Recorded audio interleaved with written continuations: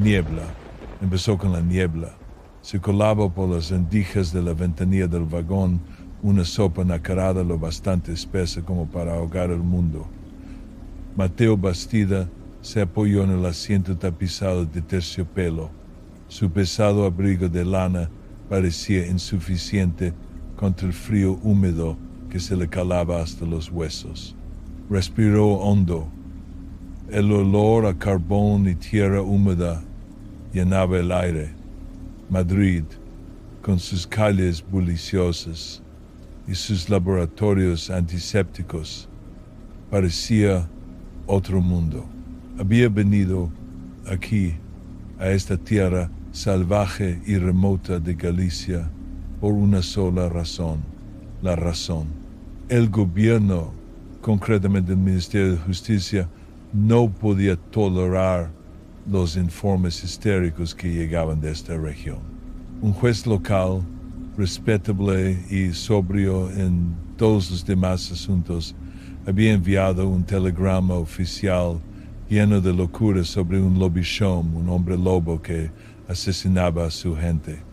El miedo se había convertido en una mercancía tangible, una que se extendía más rápido que cualquier plaga y amenazaba con socavar el orden social. Mateo, con sus distinguidos títulos de las mejores universidades de Europa en medicina forense y química, era un hombre de ciencia. Creía en las pruebas, en lo que podía ser pesado, diseccionado y analizado. Los cuentos de hadas y las supersticiones eran meras reliquias de una era más oscura, algo que la luz del progreso pronto borraría. No lo habían enviado a atrapar a un monstruo, sino a refutarlo, a demostrar tanto a Madrid como a Galicia que detrás de cada crimen había un culpable humano, un motivo humano. El tren se detuvo con un silbido, sacando a Mateo de sus pensamientos. La pesada puerta se abrió, revelando un andén húmedo y neblinoso. No había mozos de equipaje bulliciosos, ni carruajes esperando. Solo un silencio opresivo y el frío abrazo de la niebla. Fue el único pasajero en bajar. Señor, llamó una voz ronca desde la penumbra. Una figura emergió de la niebla, un hombre pequeño y enjuto con ojos hundidos y un abrigo raído de tela basta. Arrastraba un sencillo carro de 2 ruedas. ¿Es usted el inspector Bastida? Mateo asintió, cogiendo su equipaje. Lo soy, don Alfonso me envía. El carruaje no puede atravesar los pasos con esta niebla. Soy un mensajero. La voz del hombre temblaba de miedo. Sus ojos escudriñaban incesantemente la linde neblinosa del bosque, como si esperara que algo saltara de ella. El viaje desde la estación hasta la finca de don Alfonso fue una tortura. Caminaron por senderos embarrados, flanqueados por antiguos robles y castaños cubiertos de musgo. La niebla era tan espesa que distorsionaba las formas, convirtiendo los troncos desnudos en figuras fantasmales, y el silbido del viento entre las ramas en susurros espectrales. Ocasionalmente pasaban por una pequeña aldea, cuyas casas de piedra gris parecían encogerse ante el frío. No había niños jugando, ni charlas animadas. Solo un pesado silencio, puertas atrancadas y las miradas furtivas y temerosas desde ventanas oscurecidas. El miedo era algo tangible aquí, una segunda piel que lo cubría todo. Mateo sintió una punzada de inquietud, una sensación que atribuyó a lo desconocido del paisaje. Pero incluso él, un hombre de ciencia, no podía negar la sensación de ser observado, la sensación de que algo acechaba en lo profundo de los bosques, esperando. Finalmente, una luz tenue atravesó la niebla. La finca de Don Alfonso era un edificio antiguo e imponente de piedra. Sus ventanas brillaban débilmente, ofreciendo una frágil sensación de consuelo en la naturaleza salvaje. Don Alfonso era un hombre alto e imponente, con un bigote meticulosamente cuidado y ojos brillantes e inteligentes. Recibió a Mateo con un entusiasmo vibrante que contrastaba fuertemente con los lugareños amedrentados. Inspector Bastida, por fin ha llegado. Bienvenido a Galicia, por lúgubre que parezca en este momento. Don Alfonso hizo un gesto a un criado para que tomara el abrigo de Mateo. Venga, siéntese junto al fuego. Debe haber tenido un largo viaje. Mateo se quitó el abrigo, absorbiendo el agradable calor del fuego que rugía en la chimenea. La habitación estaba decorada con alfombras gruesas y muebles de madera oscura, un extraño enclave de lujo en el duro entorno. Debo admitir, don Alfonso, dijo Mateo, aceptando una copa de vino tinto del criado, que me sorprende encontrar tal refinamiento en una región tan remota. Don Alfonso rió entre dientes. Ah, Bastida, me temo que somos los únicos hombres ilustrados aquí. El resto de esta región sigue anclada en la Edad Media, con sus historias de necrófagos y por lobichoms. Tomó un sorbo de su propio vino, sus ojos escrutando a Mateo con curiosidad. Así que el gobierno ha enviado a su hombre de ciencia para desterrar nuestros miedos, ¿sí? Mateo asintió. Así parece. Es bien sabido que un monstruo es un asesino, un demonio es un loco y una maldición es simplemente ignorancia. Estoy aquí para encontrar pruebas, don Alfonso, y confío en que las pruebas señalarán a un culpable humano. Don Alfonso asintió, su expresión seria.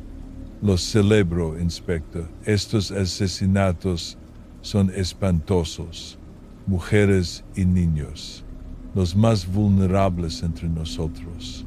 Y las historias han paralizado a la población de miedo. He intentado tranquilizarlos, pero ya sabe cómo es la fe. Creen lo que quieren creer, igual que el juez local, al parecer, comentó Mateo secamente. Ah, el juez Otero, suspiró don Alfonso. Un buen hombre, pero lleva demasiado tiempo viviendo aquí. Ha sido infectado por el folclore local. He hecho todo lo posible por mantenerlo calmado, pero a medida que los asesinatos continuaban, se vino abajo. Espero que no juzgue su informe con demasiada dureza. Proviene de un lugar de angustia. Mateo asintió. Comprendo. ¿Tiene alguna información sobre las víctimas? ¿Alguna pista? Don Alfonso frunció el ceño. Parte del problema, verá, es que sabemos muy poco. Los cuerpos se encuentran en partes remotas del bosque. Las familias están demasiado aterradas para permitir una investigación a fondo. El juez Otero, en su pánico, no ordenó las autopsias adecuadas. ¿Y qué hay de los rumores sobre peculiaridades en los asesinatos?, preguntó Mateo, tratando de mantener un tono neutral. Había oído hablar de un detalle extraño, algo que las cartas de Madrid habían mencionado solo de pasada, casi con vergüenza. Don Alfonso vaciló, entrecerrando los ojos. Solo los susurros de los campesinos, bastida, cosas extrañas, dicen que la grasa de las víctimas ha sido extraída.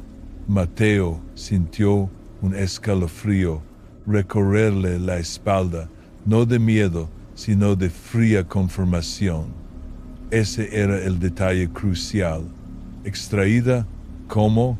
Don Alfonso se encogió de hombros. ¿Quién puede decirlo? Afirman que los cuerpos están desgarrados, que el monstruo se ha alimentado de ellos, pero seguro que solo son historias para satisfacer a los morbosos. ¿O son historias inventadas para ocultar una verdad peor?, susurró Mateo. Sabía que no se trataba de un lobichón. Era algo aún más grotesco, un hombre. En los días siguientes, Mateo se sumergió en el trabajo. Con la ayuda de don Alfonso, que le proporcionó un carruaje y un guía reacio, visitó las aldeas afectadas. En todas partes, la historia era la misma. Mujeres y niños desaparecían. Más tarde, se encontraban cuerpos mutilados en los bosques. El miedo había ahogado toda lógica, todo sentido de comunidad. Los lugareños estaban demasiado aterrorizados para hablar. Solo lo miraban con ojos atormentados, como si fuera un presagio de más desgracias. Mateo pasó horas examinando los cuerpos restantes, aplicando sus nuevas técnicas forenses. Encontró cortes precisos en los cuerpos, no los desgarros de un animal, sino las incisiones de un cuchillo afilado. Y luego el horrible descubrimiento: la grasa subcutánea de las víctimas había sido sistemática, casi quirúrgicamente extraída. No era un lobo, era un carnicero. Informó de sus hallazgos a don Alfonso. El noble local escuchó atentamente, asintiendo a veces, frunciendo el ceño otras. Espantoso, dijo don Alfonso, pálido de asco. Semejante bárbaro. ¿Pero con qué fin? ¿Grasa humana? Mateo pensó por un momento. Históricamente, la grasa humana se ha utilizado a veces en remedios populares o, en casos extremos, para la producción de jabón. Don Alfonso se mofó. ¿Jabón de semejantes atrocidades? Imposible. ¿Quién compraría algo así? Mateo no tenía respuesta, pero sabía que se estaba acercando a la verdad. Necesitaba una forma de moverse entre las aldeas, una forma de recopilar información sin desatar un nuevo pánico. Necesitaba alguien que conociera los caminos, alguien que fuera una cara familia para los lugareños. Don Alfonso, dijo Mateo una noche, mientras estaban sentados en la biblioteca de la finca bebiendo brandy: ¿hay alguien en esta región que viaje frecuentemente entre las aldeas? ¿Alguien en quien confíen? Don Alfonso lo consideró. Hay un hombre, Manuel Blanco Romasanta, un vendedor ambulante y sastre, un hombrecillo agradable y modesto. Es el único lo bastante valiente como para recorrer estos peligrosos pasos. Los lugareños confían en él. Romasanta, repitió Mateo, saboreando el nombre. Podría ser un contacto útil. Puedo organizar una reunión, ofreció don Alfonso. Visita mi finca con bastante frecuencia. Un tipo fiable. Le he comprado algunas telas excelentes en el pasado. Unos días después, Mateo conoció a Manuel Blanco Romasanta. El vendedor era un hombre bajo y delgado, de ojos azules y claros y una sonrisa encantadora. Hablaba en voz baja, con un deje del acento local. Vestía ropas sencillas, pero limpias, y llevaba un morral de cuero lleno de muestras de tela y hilo. Romasanta parecía un poco tímido, pero poseía una extraña calma. Mateo le explicó su misión a Roma Santa, enfatizando que buscaba a un culpable humano, no a un monstruo. Roma Santa escuchó atentamente, asintiendo de vez en cuando. Comprendo, inspector, dijo Roma Santa. Es una tragedia. Esas pobres almas, la niebla y el bosque, guardan muchos secretos. Pero le ayudaré en todo lo que pueda. Conozco los caminos, conozco las caras. Roma Santa se convirtió en el guía de Mateo. Viajaron por los ocultos senderos del bosque, caminos que solo Roma Santa parecía conocer. El vendedor parecía no tener miedo en absoluto, lo cual era inusual en la región. Se movía a través de la penumbra con la seguridad de un animal, como si sintiera el camino. Dicen que no teme al bosque. Roma Santa observó a Mateo una tarde. Roma Santa rió levemente. Conozco el bosque, inspector. Sé lo que se esconde en él y sé cómo mantenerme a salvo. Sus ojos azules se dirigieron fugazmente a Mateo, una mirada rápida que Mateo no pudo interpretar. Durante sus viajes, Roma Santa llevó a Mateo a una cabaña remota donde vivía sola una anciana viuda. Estaba sollozando, contando la historia de la desaparición de su nieta. Se fue con Roma Santa. El inspector lloraba la anciana. Él prometió llevarla a la ciudad a trabajar. Mateo se volvió hacia Roma Santa. Una semilla de sospecha comenzaba a formarse. Roma Santa mantuvo una expresión neutral. Sí, viajó conmigo un trecho, pero luego dijo que había cambiado de opinión y quería volver. La dejé ir. No podía obligarla a venir conmigo, ¿verdad? La explicación de Roma Santa era plausible, pero algo en su calma, su falta de tristeza o preocupación, inquietó a Mateo. Mateo lo archivó, pero no pudo encontrar más pruebas. Mientras tanto, Don Alfonso demostró ser inmensamente útil. Arregló entrevistas, ofreció información sobre la política y las relaciones locales. También preguntaba con frecuencia sobre los hallazgos de Mateo, mostrando un gran interés en el progreso de la investigación. ¿Ha podido encontrar alguna prueba nueva de estos bárbaros Bastida?, preguntaba don Alfonso, bebiendo su vino. Esperemos poder tranquilizar pronto a nuestra población local. Mateo le presentó su teoría a don Alfonso. Un asesino en serie estaba usando grasa humana para hacer jabón, probablemente con fines de lucro. Don Alfonso escuchó con expresión de asco, pero descartó la idea del jabón. Imposible, Bastida. ¿Quién compraría semejante inmundicia? Le digo que aquí hay algo más oscuro en juego. Eso hizo que Mateo se detuviera. Don Alfonso era un hombre ilustrado. ¿Por qué rechazaría tan vehementemente una explicación tan racional? Mateo continuó investigando los cuerpos, recogiendo muestras, esperando encontrar algo que se le hubiera pasado por alto.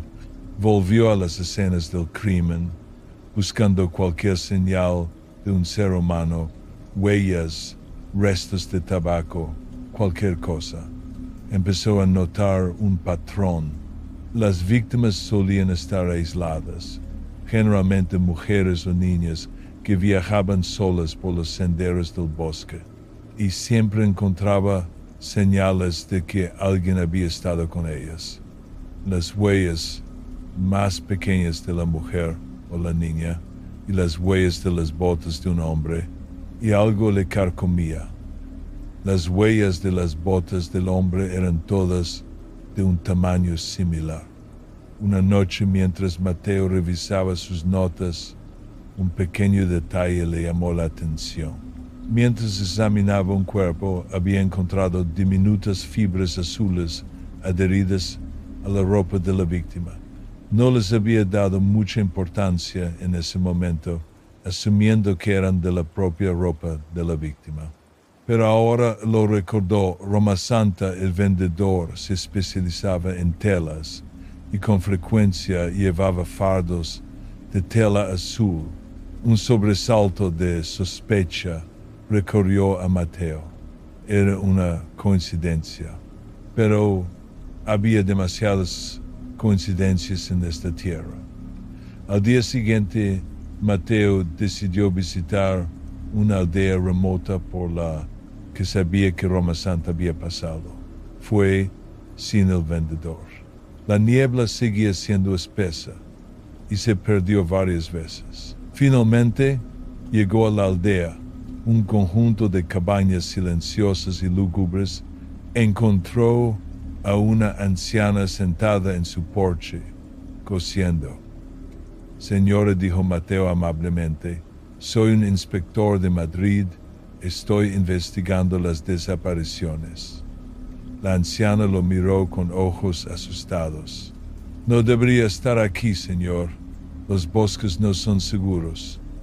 ¿Sabe algo de Roma Santa?, preguntó Mateo.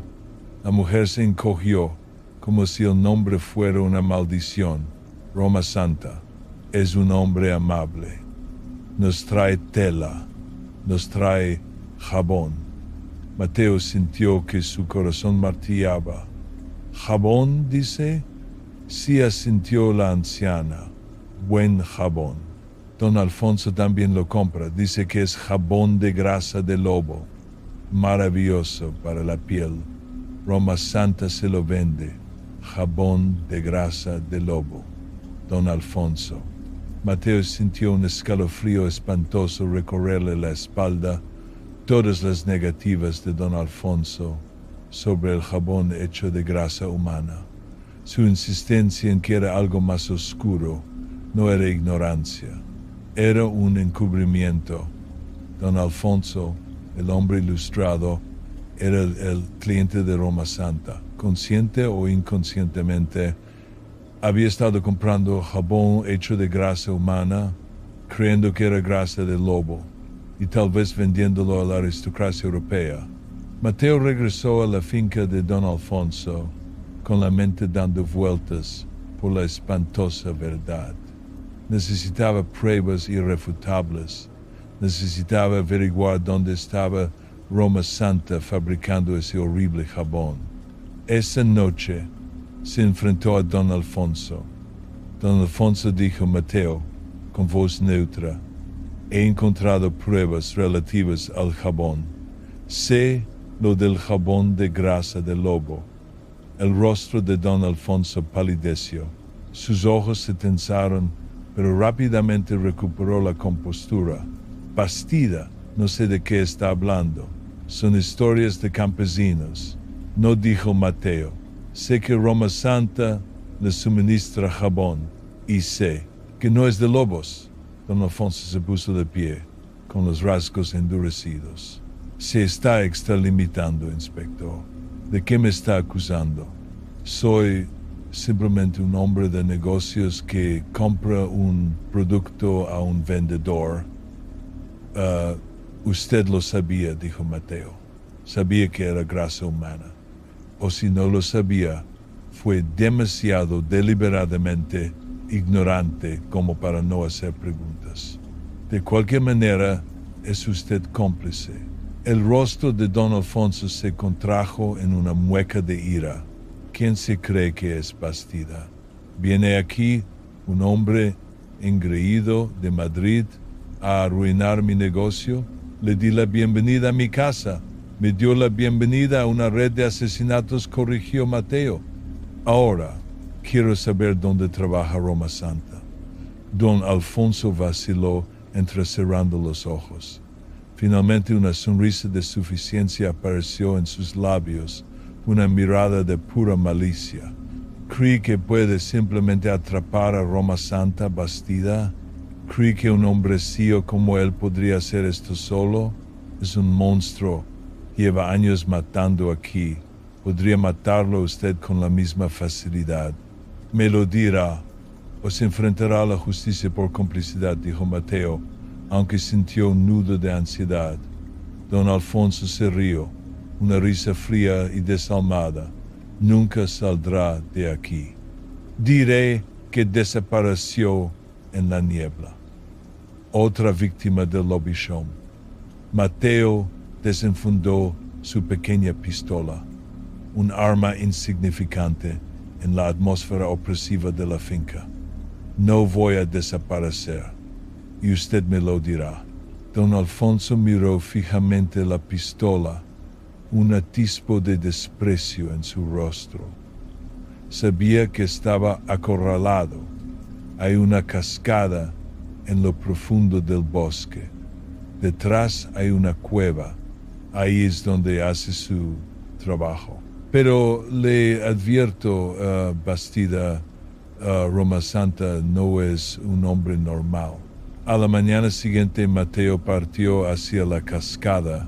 Fue solo, con la pistola metida en la cintura y un cuchillo de repuesto escondido en el abrigo.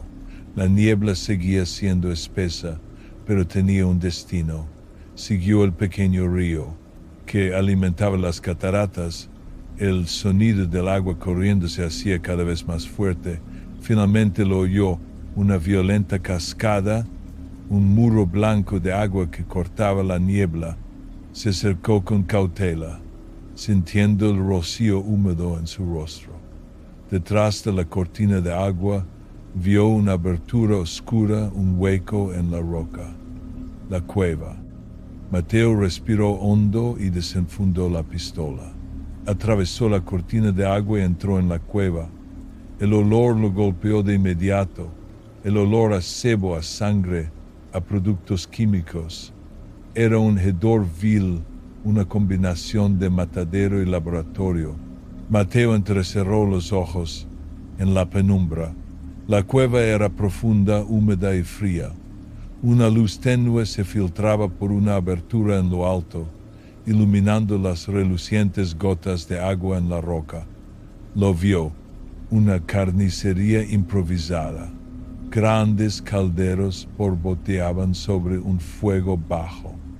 Ganchos de hierro colgaban del techo, algunos todavía con manchas de color rojo oscuro. Herramientas espantosas yacían esparcidas sobre rocas planas, escalpelos, cucharones, cubos, y la grasa humana, bloques de un color amarillo pálido, extraídos de las ollas, que exudaban un olor dulzón y repugnante. Mateo sintió que se le revolvía el estómago. Esa era la prueba irrefutable, la prueba de la pura maldad humana. Ha venido, dijo una voz tranquila desde la oscuridad. Mateo se sobresaltó, levantando la pistola de un salto. Roma Santa salió de una sombra, y no era el vendedor pequeño y tímido que Mateo había conocido. Sus ojos eran ahora afilados como cuchillos. Una sonrisa demente jugaba en su rostro. El olor a grasa humana parecía adherido a él. Sabía que vendría, dijo Roma Santa, su voz un susurro que resonó en la cueva. Don Alfonso me advirtió, es un buen hombre, pero no podía entenderlo. Usted los mató, dijo Mateo, con la voz rígida, pero por dentro sintió un frío rastrero. Asesinó mujeres y niños inocentes. Roma Santa soltó una risita, un sonido horrible. Yo no, los maté, inspector. Simplemente los transformé. Liberé sus espíritus. Soy un lobo, ¿comprende? Un lobichón. La maldición se apodera de mí. Mateo negó con la cabeza. No hay ninguna maldición. Es usted un psicópata. Es un hombre, un monstruo, sí, pero uno humano. Los ojos de Roma Santa ardieron de locura.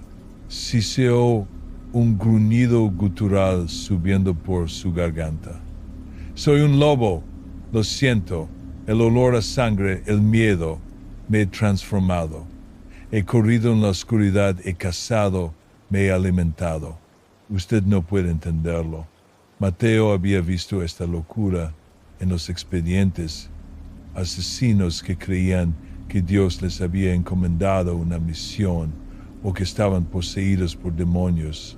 Pero había algo diferente en Roma Santa, algo primitivo, bestial en sus ojos. ¿Es usted un hombre?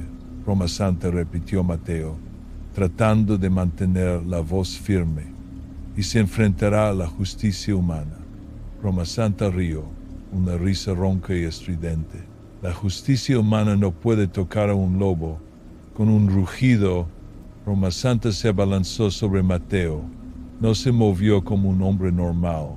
Se movió con una velocidad y agilidad asombrosas, como un animal impulsado por el instinto primario.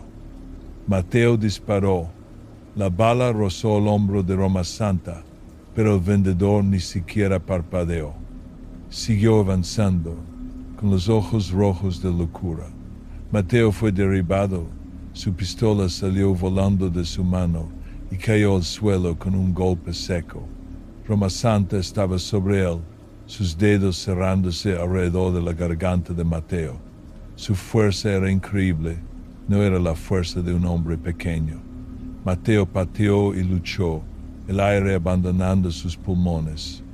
Roma Santa estaba mordiendo, no con colmillos, sino con una rabia primitiva. No intentaba matar a Mateo rápidamente, intentaba desgarrarlo como un lobo desgarra a su presa. Mateo sintió un dolor agudo en la garganta. Su visión comenzó a oscurecerse. Desesperado, Mateo extendió la mano, sus dedos arañando el frío suelo de la cueva. Sintió algo, metal frío, una trampa para osos. Roma Santa la había usado para proteger su guarida. Con un último impulso de fuerza, Mateo agarró la trampa. Tiró de ella. Sus mandíbulas dentadas se abrieron de golpe. La levantó, balanceándola hacia el enloquecido Roma Santa. ¡Sas! El sonido del metal contra la carne resonó en la cueva. Roma Santa gritó un aullido de agonía y rabia. La trampa se había cerrado en su pierna, sus afilados dientes hundiéndose profundamente. Retrocedió, sus gruñidos convirtiéndose en gemidos. Mateo, jadeando, tosiendo y tratando de respirar, se arrastró hasta su pistola, recogiéndola con mano temblorosa.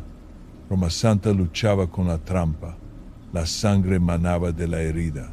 La locura en sus ojos había sido reemplazada por un dolor intenso, pero aún quedaba una chispa de frenesí salvaje.